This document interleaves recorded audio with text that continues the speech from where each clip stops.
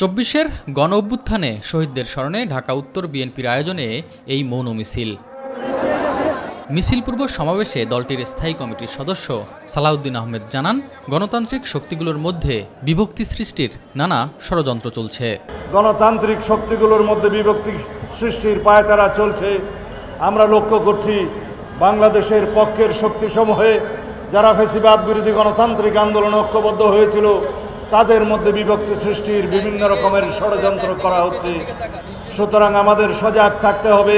নয়াপল্টনে কেন্দ্রীয় কার্যালয়ে ঢাকা দক্ষিণ বিএনপির আয়োজনে মৌন মিছিল পূর্ব সমাবেশে দলটির স্থায়ী কমিটির সদস্য মির্জা আব্বাস জানান, বিএনপি ক্ষমতায় যাওয়ার জন্য পাগল নয়। বিএনপি ক্ষমতায় যাওয়ার জন্য পাগল হয় নাই। এক দলকে করে রাখবেন, এক দলকে কুখে রাখবেন, বিএনপিকে নিশ্চিহ্ন করার প্রোগ্রাম করবেন, পায়তারা করবেন, এই চিন্তা কখনো করেন না। খুব তাড়াতাড়ি একটি নির্বাচন দেন, দিলে কিন্তু যেটা হবে, দেশে যে আজকে অশান্ত পরিস্থিতি, এই অশান্ত পরিস্থিতি ঠান্ডা হয়ে যাবে।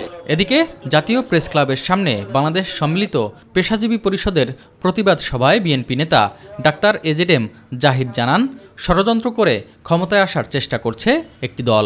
পিআর পদ্ধতি বাংলাদেশে 54 বছর কেন 154 বছরেও কোনোদিন প্র্যাকটিস হয় নাই। আজকে কেন সমস্ত কথা বলে আপনারা দ্বিধা দ্বন্দ্ব সৃষ্টি করতে চান?